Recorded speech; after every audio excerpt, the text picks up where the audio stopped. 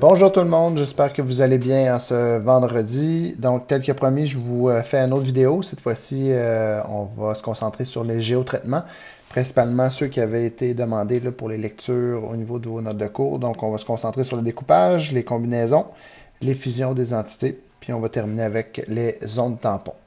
Donc, pour simplement revenir très rapidement un peu sur ce qui était les géodatabases, ce que je veux vraiment que vous reteniez principalement, c'est que ce sont des données, mais qui sont placées dans une structure de données. Donc, la géodatabase, en soi, il faut la voir comme une structure différente des données. C'est un peu une grosse boîte dans laquelle on va retrouver des sous-dossiers, donc un peu comme on a dans Windows. Toutefois, ces sous-dossiers-là, dans des géodatabases, on va les appeler des jeux de classe d'entité. Donc retenez ça, ce sont des jeux de classe d'entité. Puis on peut créer des géodatabases, créer des jeux de classe d'entité uniquement dans notre arc catalogue. Donc, également, ce que je veux vous souligner, c'est que lorsqu'on travaillait avec des fichiers de forme, donc des shapefiles, maintenant qu'on travaille en géodatabase, ce ne sont plus des shapefiles, mais bien des classes d'entités. Donc, quand je vais parler de classes d'entités, c'est un peu l'équivalent des shapefiles, mais cette fois-là, quand on travaille en géodatabase. Au niveau des avantages des géodatabases, pourquoi que je vous en parle tant, c'est que d'abord, c'est une structure qui est beaucoup plus robuste, qui est beaucoup plus simple à transférer à un collègue, à un ami, à un partenaire. Donc, c'est des données qui peuvent être compressées. Puis également, l'autre gros avantage qui peut nous sauver quand même beaucoup de complications ou d'erreurs lorsqu'on oublie entre autres de calculer nos superficies après des géotraitements, c'est que les géométries, donc autant les superficies, les longueurs, se calculent automatiquement lorsqu'on travaille sous forme de géodatabase. Donc voilà pour le retour que je voulais faire au niveau des géodatabases. Maintenant, vous en êtes peut-être pas rendu compte, mais depuis quelques vidéos, je travaille à bâtir un projet. Donc, en fait, c'est un projet que vous auriez dû devoir effectuer là, dans le cadre du cours de géomatique forestière au Cégep de Sainte-Foy. Mais comme ben, vous n'avez pas le logiciel pour certains, je ne peux pas vous le demander. Donc, j'ai décidé de vous en faire un peu une démonstration. Donc, tranquillement, pas vite, j'ai construit le projet. Comme vous voyez ici, on a le territoire du lac des Neiges, donc le grand lac des Neiges qui est ici. Puis j'ai également le territoire du lac Jacques-Cartier que je vais vous faire apparaître à l'instant. Donc comme ça ici, avec les improductifs, le productif. Donc si on le replace un peu, vous voyez, donc j'ai deux territoires qui sont juxtaposés. Donc le grand lac Jacques-Cartier, que je vais faire afficher juste là, en bleu. Et finalement le lac des Neiges. Donc normalement, on vous aurait demandé de planifier un territoire de coupe, donc un secteur de coupe pour le travail. Évidemment, vous n'aurez pas à le faire. Donc, je vais un peu le faire en démonstration cette fois-là. Donc, nous voilà dans le projet comme tel. Donc, comme je le disais, on a deux territoires, Lac des Neiges, Lac Jacques-Cartier. J'ai déjà avancé quand même passablement dans celui du lac Jacques-Cartier. Pour faire la démonstration au niveau du géotraitement découpage, le clip que vous connaissez déjà quand même bien, donc je vais essayer de le faire assez rapidement. Ce qu'on va faire, c'est qu'on va aller générer les données des ruisseaux, mais cette fois-là pour le secteur du lac des Neiges. Donc, pour ce faire, je vais enlever tout simplement tout le secteur du lac Jacques-Cartier pour qu'on se concentre ici sur le lac des neiges, on a un fichier de forme. Dans ce cas-là, c'est un shapefile qui hydroline ici, qui contient l'ensemble des cours d'eau, des ruisseaux de la réserve faunique de Laurentides. Donc là, on en a beaucoup trop pour ce qu'on a besoin. On cherche à avoir seulement les ruisseaux qui sont contenus dans les limites du territoire du lac des Neiges. Donc, on a un géotraitement qui s'appelle le découpage. Donc, tout simplement aller dans l'onglet ici géotraitement. On a l'option découper. Donc, lorsqu'on est dans cet outil-là, je vous rappelle que l'espèce d'onglet d'aide est très pratique pour se rappeler qu'est-ce qu'on doit faire exactement. Donc, au niveau des entités en entrée, ce sont les données qu'on veut venir découper. Donc, dans ce cas-là, c'est nos hydrolines qu'on va devoir aller découper. Ça ne sera pas très long.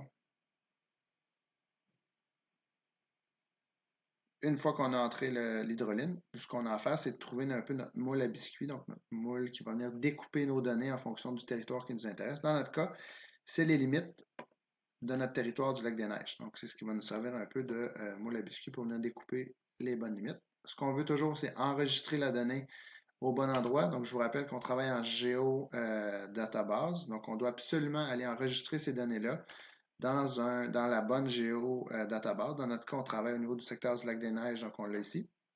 Mais maintenant, on doit la mettre dans dans le bon jeu de classe d'entité. Donc, ce sont des données qu'on crée, qu'on génère. Donc, c'est des données projets. on va dedans.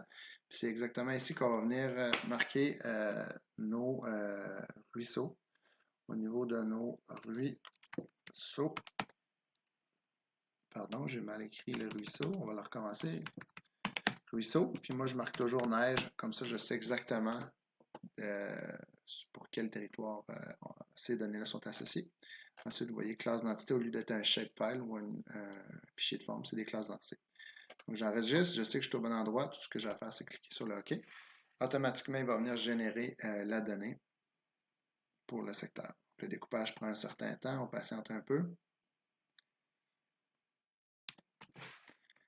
Donc, nous voilà avec l'opération terminée. Ça a été un peu plus long que prévu. Donc, le ArcMap nous a généré une nouvelle donnée qui s'appelle Ruisseau Neige. Ce que j'ai fait là, au tout départ, là, je vous en avais parlé dans le cours, j'aime bien organiser comme il faut mes données dans ma table des matières. Donc, je peux tout de suite enlever Hydroline. Je l'enlève, mais plus que ça, je vais aller le supprimer puisque j'en ai plus besoin. Les hydrolines, je les ai déjà découpées pour l'ensemble de mes territoires. J'ai organisé deux groupes de données. Donc, j'ai organisé un groupe qui s'appelle Lac Jacques-Cartier. J'ai un deuxième groupe qui s'appelle Lac des Neiges. Donc, considérant que le ruisseau pour neige, c'est pour le Lac des Neiges. Donc, je vais venir tout simplement le glisser au niveau de mes données du Lac des Neiges. Comme ça, mes données vont être bien organisées, puis je me chercherai. Je profite également de cette occasion pour faire un retour sur les symbologies. Donc, ça fait longtemps qu'on en a parlé. C'est un élément qui est extrêmement important en géomatique pour bien illustrer nos cartes. Donc, ici, je profite du fait qu'on a généré une couche de ruisseau pour vous rappeler que lorsqu'on fait des couches de ruisseau, on doit absolument bien identifier sur notre territoire quels sont nos ruisseaux qui sont permanents et intermittents. Donc, pour ce faire, on s'en va dans la symbologie. Donc, clic droit sur notre classe d'entité qui est ici. On va dans ses propriétés.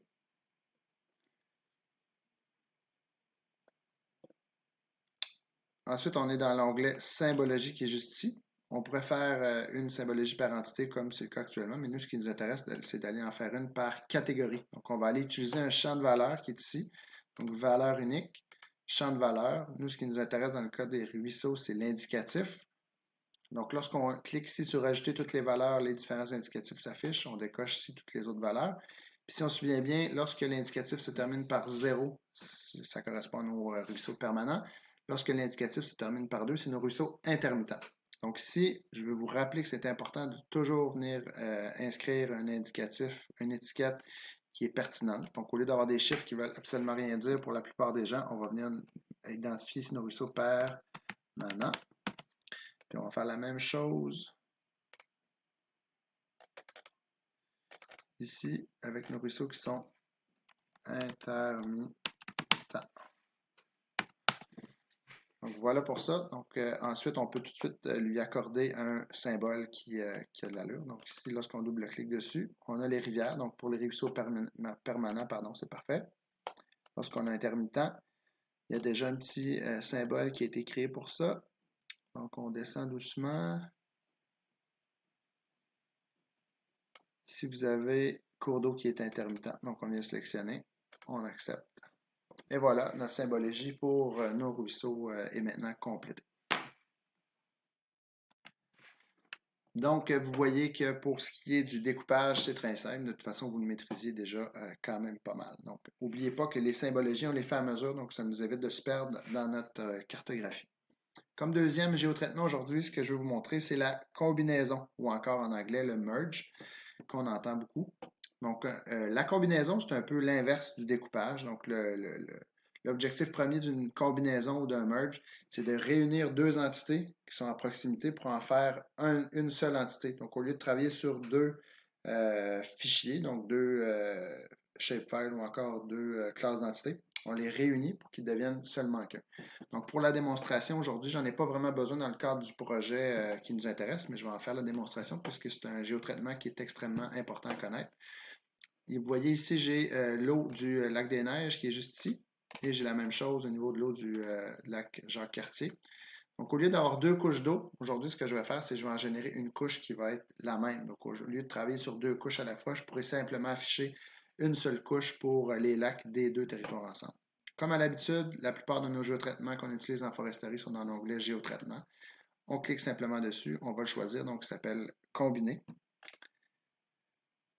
Donc ensuite, c'est vraiment simple. Tout tout ce qu'on a à faire, c'est venir glisser les deux entités qui nous intéressent dans les jeux de données en entrée. Donc, vous allez voir, ils vont s'additionner dans ce tab-là. Donc, ici, j'ai mes lacs du lac Jean-Cartier.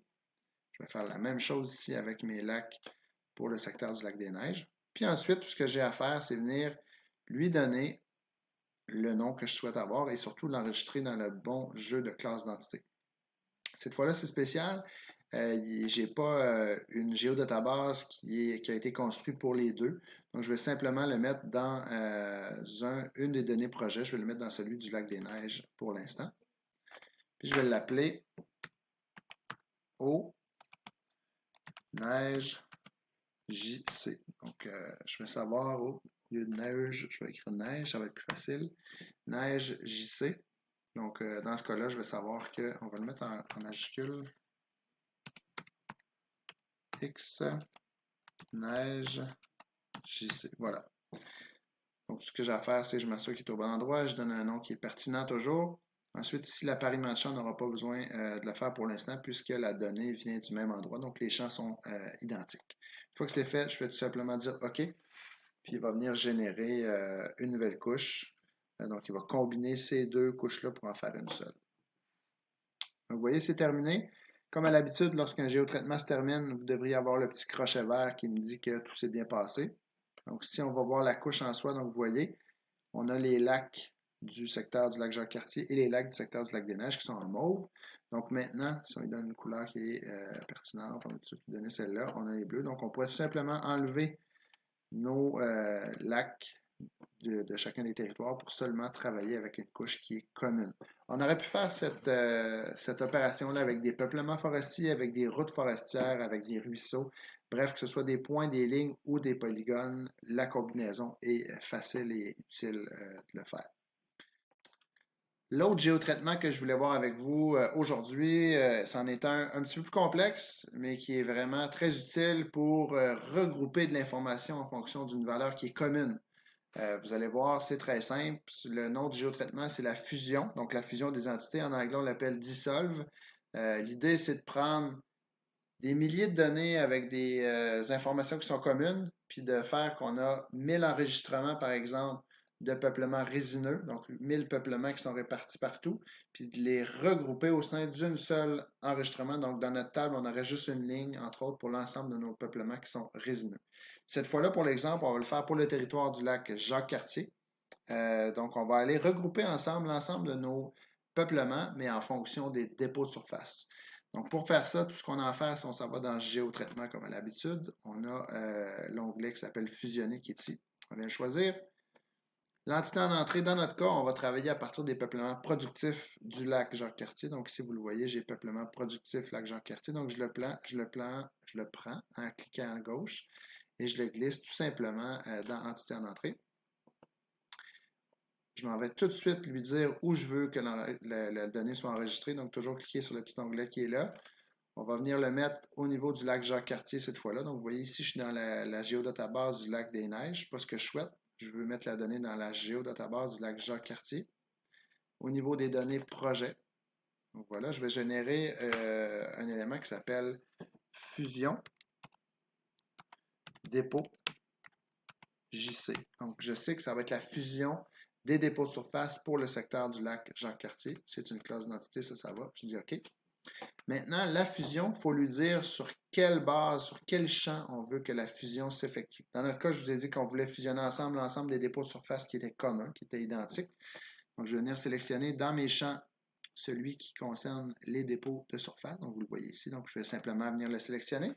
Par la suite, un peu comme si on faisait un summarize, je peux venir, ou un récapitulé en français, je peux venir lui ajouter une statistique qu'on souhaite voir mettre dans notre table qu'il va générer.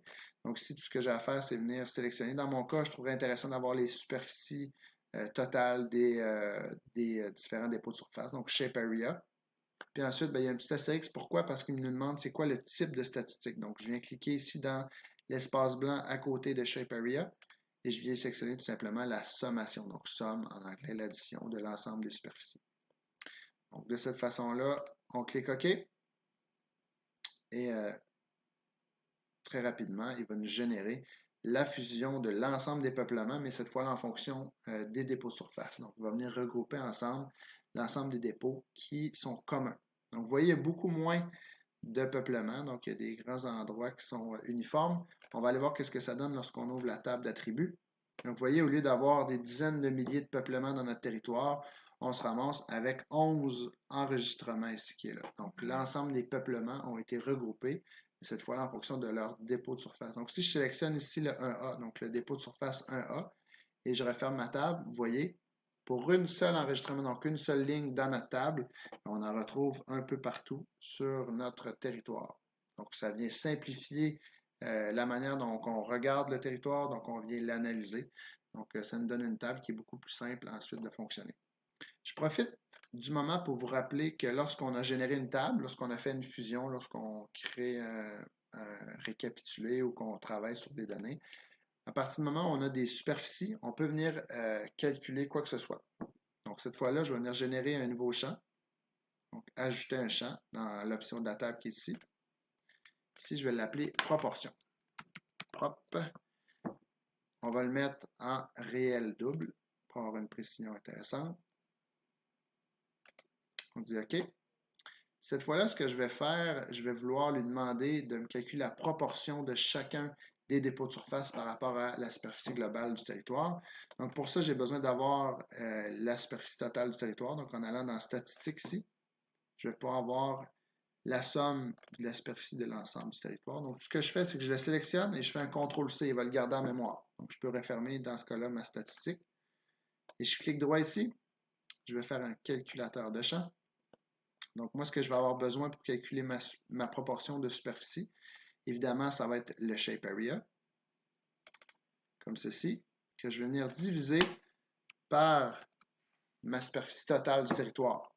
Tout de suite, je vous rappelle, bizarrement, même s'il l'indique avec une virgule, si on laisse ici la virgule, il ne fonctionnera pas. Donc, c'est important de changer la virgule pour un point pour être certain que ça fonctionne.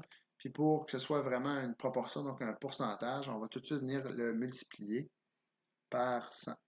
Ça, on va avoir un ratio sur 100.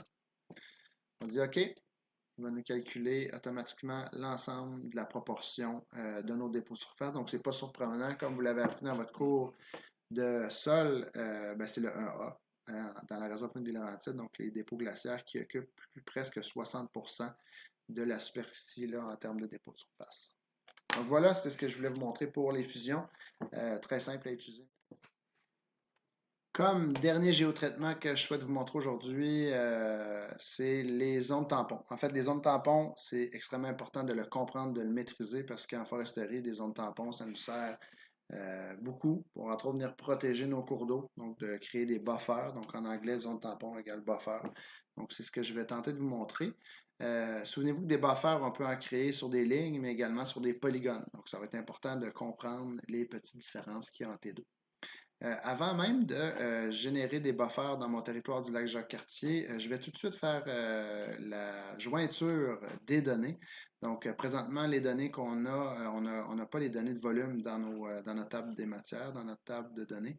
Donc, on va tout de suite venir générer une jointure avec la table des volumes qui est ici. Donc, on va aller joindre les volumes à la table productif de Jacques-Cartier. Donc, on clique sur nos peuplements productifs, on vient sur jointure relation, on clique sur joindre. Vous voyez, tout de suite, il a détecté ma table des volumes. Donc ici, je vais aller sélectionner le champ sur lequel on veut faire la jointure. Ça, c'est très important. Donc, dans notre cas, le seul champ qui existait et qui pouvait être pertinent pour faire la jointure, c'est ce qu'on appelle le géocode. Donc, c'est un peu la coordonnée de chacun des peuplements. Puis ensuite, on a tout simplement à faire OK. Ce qui est important, c'est tout de suite d'aller voir dans notre table si la jointure s'est bien effectuée. Donc, vous voyez, donc les volumes ont apparu dans notre table de cette manière. Donc ça va. Une fois qu'on a fait notre jointure, c'est important d'aller exporter nos données. Donc, ce qui arrive, c'est que si on n'exporte pas les données avec une jointure qui est non permanente, ben, ça va faire des erreurs dans notre table. Donc, tout de suite, ce qu'on fait, c'est qu'on va dans Données, sur notre peuplement productif, on vient exporter les données. Donc, ici, on va venir l'appeler, tout de suite lui donner un nom, puis l'enregistrer au bon endroit. Donc, on s'assure qu'on est dans le lac Jacques-Cartier. Donc, ici, la géodatabase lac Jacques-Cartier. Données projet. Ici, je vais l'appeler prod. Donc, c'est encore des peuplements productifs. Vol, parce que c'est les productifs avec les volumes. Puis, on va l'appeler JC. Donc, c'est les peuplements productifs avec les volumes du lac Jacques-Cartier. On s'assure qu'on est dans la classe d'entité. On dit OK. Puis, on dit OK. Donc, automatiquement, il va prendre les données puis il va les exporter. Mais cette fois-là, en ayant des peuplements qui vont contenir les volumes avec une jointure qui est permanente. Donc, les productifs du lac Jacques-Cartier, tout de suite, je les supprime. C'est plus intéressant pour moi, donc j'en ai plus besoin. Je vais venir simplifier la carte en lui donnant un peu la même couleur que tout à l'heure. Je vais enlever les lignes. Ça va un peu alléger la lecture de cette carte-là. Voilà pour ça. Donc, je vais venir dissimuler cette donnée-là plus bas un peu. On va la mettre ici. Comme ça. Donc, voilà, ça va être un peu plus beau. On va enlever celle-là. Juste comme ça. Excellent. Donc, maintenant, ce qu'on a, tout simplement en allant voir la donnée, on a nos peuplements productifs qui contiennent les volumes. Maintenant, il n'y aura plus d'erreur dans notre table puisqu'elle est permanente. Donc, très important. On revient maintenant à nos zones tampons. Donc, on va commencer par générer nos zones tampons sur nos ruisseaux permanents. Donc, les ruisseaux permanents, donc on va créer des zones tampons de 20 mètres de chaque côté. Donc, pour faire ça, d'abord, ici, on est conscient qu'on a des ruisseaux qui sont permanents et des ruisseaux intermittents. Donc, tous les géotraitements peuvent être réalisés sur l'ensemble des données, mais également sur des données qui ont été sélectionnées. Donc, ce qu'on va venir faire, c'est qu'on va aller sélectionner ici. On va ouvrir la table. On va faire une sélection par attribut dans nos ruisseaux. On va aller utiliser le champ indicatif, pardon. On va utiliser nos ruisseaux permanents, donc qui se terminent par 0. Et voilà, nos ruisseaux permanents ont été sélectionnés. Donc maintenant, ce qui arrive, c'est que lorsque je vais faire mon géotraitement de zone tampon, puis que je vais aller glisser ici mon entité en entrée, c'est seulement mes ruisseaux permanents qui vont être avec lesquels il va travailler. Comme à l'habitude, je prends une bonne habitude d'aller l'enregistrer au bon endroit. Donc, Jacques-Cartier, données projet. Donc ici, on va l'appeler ZT pour zone tampon. Ici, ça va être hydro. Donc, je sais que c'est mes zones tampons de mes ruisseaux. JC. Donc, ZT hydro JC, ça correspond à mes zones tampons de mes ruisseaux permanents sur Jacques-Cartier. Donc, voilà. J'enregistre. Maintenant, ce qui est très important, c'est de lui donner une unité linéaire. Donc, on s'imagine un ruisseau, et la zone tampon va être des deux côtés. Donc, maintenant, il faut lui indiquer c'est quoi exactement qu'on veut faire comme zone tampon. Dans notre cas, c'est 20. Ici, on s'assure qu'on travaille en mètres. Le type de côté, il y en a plusieurs. On pourrait avoir full left to right. Donc, on peut lui dire fais-moi une zone tampon seulement à gauche, à droite ou des deux côtés. Dans notre cas, clairement, c'est les deux côtés qu'on recherche. Le type d'extrémité. Donc, à la fin de notre ruisseau, on pourrait décider que si notre ligne arrête ici, notre zone tampon arrête droite comme ça. Et dans notre cas, on veut également qu'il y ait une zone tampon à la fin du ruisseau. Donc, on veut que ce soit de type round. Ensuite, au niveau de la fusion, on n'en fera pas. Donc, parce que si on ferait une fusion, il viendrait générer une seule ligne. Donc, il ferait seulement un enregistrement pour l'ensemble de nos ruisseaux.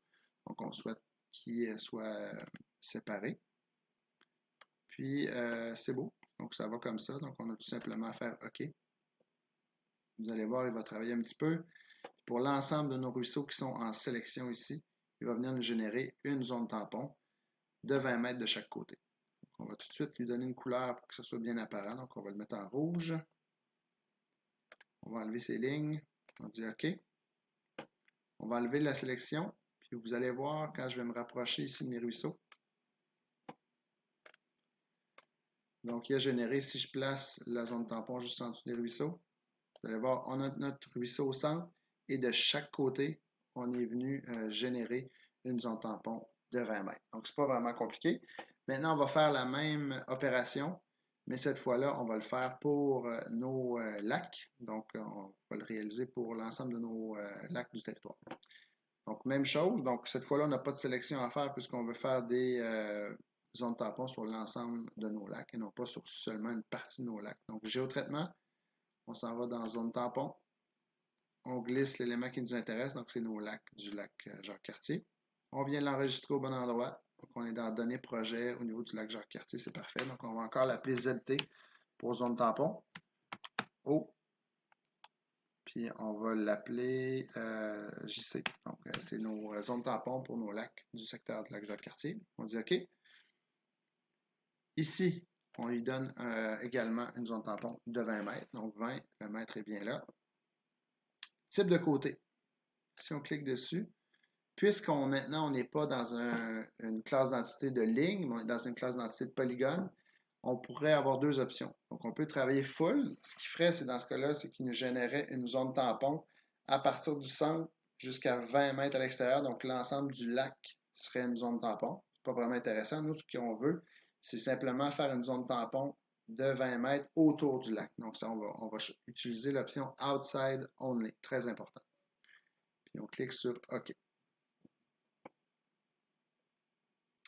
Vous allez voir, pour chacun des lacs qui sont sur notre carte, il va venir générer des zones tampons. Donc voilà, le petit crochet vert est affiché, donc ça veut dire que nos zones tampons sont faites. On va venir le mettre juste ici, par-dessus notre eau. On va également lui donner une couleur en rouge pour les faire afficher mieux. On va enlever les lignes. On dit OK. Maintenant, si je viens me rapprocher un peu d'un lac, on va choisir ce lac-là ici. Vous voyez? On a des zones tampons qui ont apparu. Donc, on a le contour du lac et 20 mètres de chaque côté du lac, il est venu nous faire une zone tampon. Si jamais on avait sélectionné l'option full dans notre zone tampon au niveau des polygones, l'ensemble de notre lac aurait été inclus dans la zone tampon. Donc, nous, ce qui nous intéresse, c'est vraiment avoir le contour de nos lacs. Donc voilà, ça fait le tour pour aujourd'hui. Donc, on aura vu 4 géotraitements. On aura vu le découpage, les combinaisons. Ensuite, on aura vu les fusions des entités. Puis finalement, on termine avec les zones tampons. J'espère que les explications étaient claires. Je vous souhaite à tous une bonne fin de journée, une bonne fin de semaine. Puis surtout, n'hésitez pas à m'écrire si vous avez quoi que ce soit, des questions, des commentaires à effectuer. Là, je suis preneur. Donc, salut tout le monde, à bientôt. Au revoir.